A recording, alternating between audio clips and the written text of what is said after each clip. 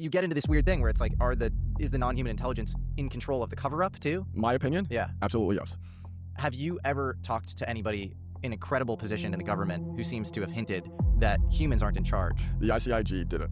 What did they personally. say? I want to respect them. Okay. The ICIG did it with me. So the Intelligence Community Inspector General told you that humans are not in charge? They extremely hinted at it, yes. That is crazy. They hinted at it, yes. That is insane. That's insane. And then you think of the fact that Chuck McCullough is involved in this topic and really helping out on the whistleblower side, and he was the first Intelligence Community Inspector General. Chuck is a beast, and I think we talked about this last night. I have nothing but respect for everybody who gives a damn about our nation and who cares to serve it, God, family, country. Dude, that is wild that the Intelligence Community Inspector General, in this role, is basically the judiciary for the Intelligence Committee, right? They Like are, but keep in mind, yeah. That's the IC, not the CIA, not DOE. Okay. Now remember, those are separate IGs, just like the DOD IG is separate. So, what would the IC be privy to that might allow them to say with authority that humans aren't in charge of the government? I want to be very careful and very respectful. This goes back, if you listen to the weapon. See, again, Jeremy and George and I, and Matt, all of us have said things and laid groundwork for years to come because we have no idea. We could die tomorrow. So we're all trying to get this out and have a baseline and be respectful and not go crazy like I'm partying with aliens in Washington, D.C. crap. What I said in Weaponized was, you can tell somebody knows something based on the questions they ask you, you respond, and the next question they ask you is very telling. So hypothetically, Jesse, let's say you ask me a question and I say, yeah, I've seen gray beings, traditional grays. If I said that to you, your next question would be like, when, where, how? Hypothetically speaking, let's say I say that and your next question is, well, where did they come from? And then I respond, well, I don't have an answer. I think they've been here a long time. And the very next statement is, well, who do you think is running the show? Hypothetically, let's say that happened. That's wild. That is so crazy, and it's especially crazy given that, David Grush gave them all sorts of documentation from his experience on the UAP task force where he looked comprehensively with 40 witnesses. Let's be clear. Dave brought 40 witnesses. Who were on the program. And Matt and I were not a part of that. Lou was not a part of that, to the best of my knowledge. Stratton, Lakatsky, this whole list. And they called his complaint urgent.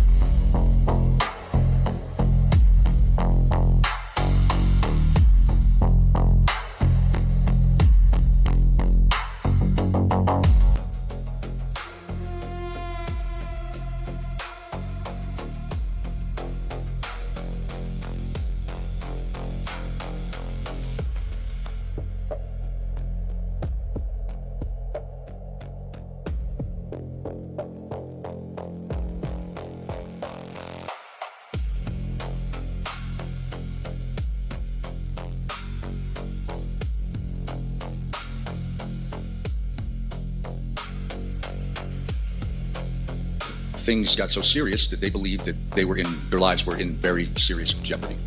And the plan that they had formulated to protect themselves, Dylan was what you call the dead man switch. He volunteered that if the situation got to the point where they felt that their lives were in danger, that Dylan would be the one to come forward and disclose.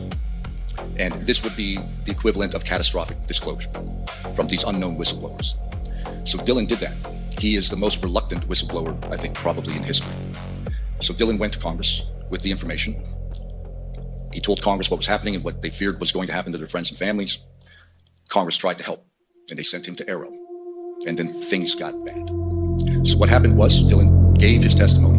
He told them everything from the beginning about his childhood, his life, everything he had seen, all the details. And then when he was done, they said, thank you, we're classifying this top secret. And you can never speak about it to anyone. And the only person that can declassify it would have to come from the executive branch. So thank you for the information. Now shut up and never speak again, because your life will be over. You will go to prison. You will be charged with espionage. Right? We might seek the death penalty. Then he had to go to the Inspector General. And things got worse. And things continued to get worse. The more he tried to help, the more he tried to protect his friends, the more pressure they applied. And he's been dealing with that for 13 years. Here we go. I'm glad you bring up this. Back to the Kona Blue documents. So, when were the Kona Blue documents made originally, not D-Class? What was that, 10 years ago? 2000, and I thought it was earlier than that. Okay, that makes it even better. Yeah. Okay, so hypothetically, back to Kona Blue and remote viewing and all this stuff. In those documents, the United States government is admitting they have the capability to give you false memories, mess with your brain, make you do things. And that's without drugs. They're saying the capability is now presently available, not just for the US, but for others. And I hate to break it to people, the technology that we're all using in the public sector, that's been done years ago in the IC, DARPA, IARPA, the rest of them. One of the things, again, that I'm trying to figure out is, if you have an experience, and this goes back to discernment and back to consciousness, well, hypothetically, if the CIA is able to manipulate your brain while you're sleeping and play with your brain, how do you know it's the CIA and not an NHI. And oh, by the way, Russia and China are now able to do it. And oh, by the way, this was a private company. How do you go and unpack that? Yeah, it's an extremely complicated topic because you have three known things that humans have looked into. Anti-gravity propulsion, or gravity manipulation, whatever you want to call it, MK Ultra, or mind control. And then the third thing would be directed energy. And you have all these things, and all these things are really hard to attribute in a terrestrial context. You know, only up until the last couple of years has the intelligence community, people from the CIA and NSA, started to say that Russia and microwave weaponry is responsible for this Havana syndrome and vestibular destabilization that a lot of, diplomats have experienced all over the world. You have a really interesting book called The Controllers by a guy named Martin Cannon. He talks about how MK Ultra was used, or the alien abduction thing was used as a smokescreen for MK Ultra. I believe that. And so I'm sure that, and that doesn't make the abduction thing not true. In fact, it makes it more likely that there is an underlying reality to that, and that's why it's a good smokescreen. In the media in the 60s and 70s and 80s and 90s were non-credible reports. I mean, guys too drunk to fish, they're standing down there on the nose of the bass boat or beside the lake, said they were alien abducted, anally probed, and they just weren't credible witnesses, and there have been hoax after hoax after hoax. I think there's even been stories of alien babies with Oprah, and oh my God. And so we know there have been hoaxes, we know there have been actual weather balloons that were identified as UFOs, et cetera, but there are also a significant number of aerial phenomenon that have been reported by legitimate observers, people that are trained and have the instrumentation, that have encountered these phenomenon that simply cannot be.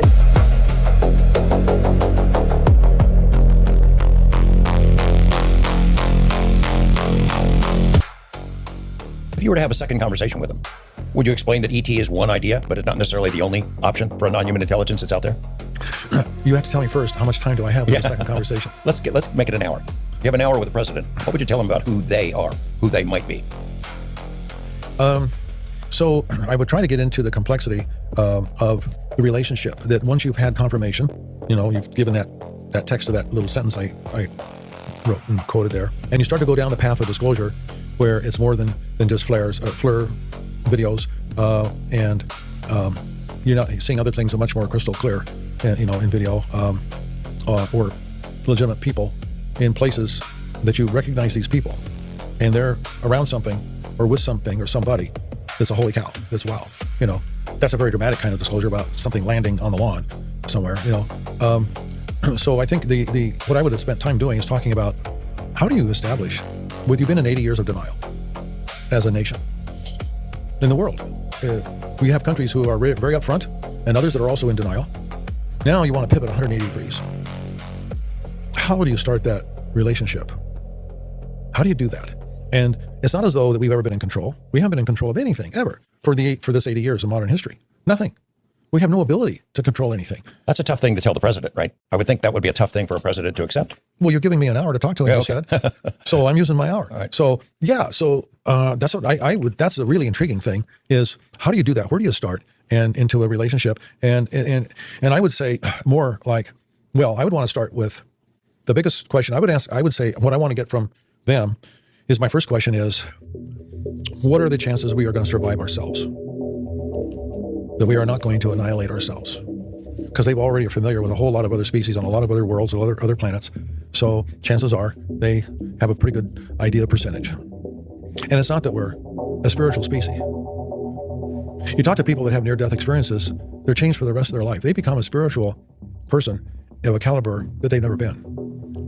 But we're a long way as an average from that category, from that level. There are monsters among us as human beings, and they're angelic people among us.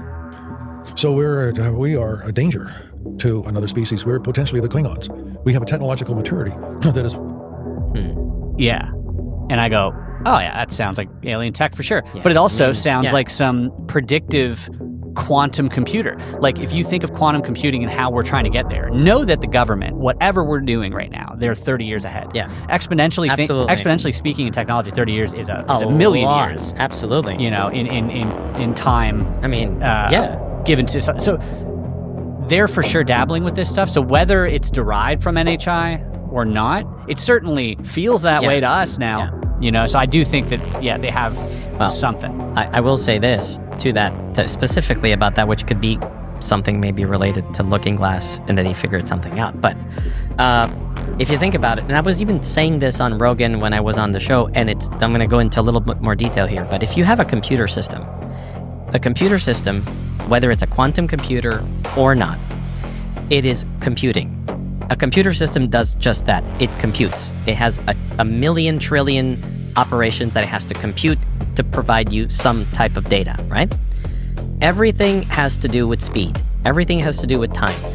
We are constantly trying to make that computing faster. Yeah. That way, we have an answer faster, right? Because that's what it's all about. That's the reason why we haven't gotten to interstellar travel, is because we're still not fast enough in computing.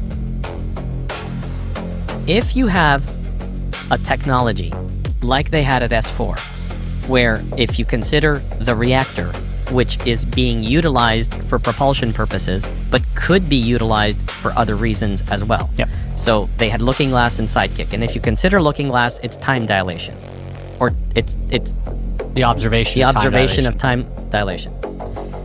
If you are able to integrate that technology in a computer, not in a computer. If the candle froze at S4, but you could still see the photons. If there's a black hole because you can remove light and there's nothing happening there. If the mechanical watch that was put by the emitter stops ticking because it stops time, could we not utilize the technology to create the fastest computer ever, where it will predict the future simply because it's stopping time? So something that would need 18 million years to compute can happen instantly with something like this integrated. Yeah, time doesn't count anymore. So I certainly believe that they messed with that, because it's an incredible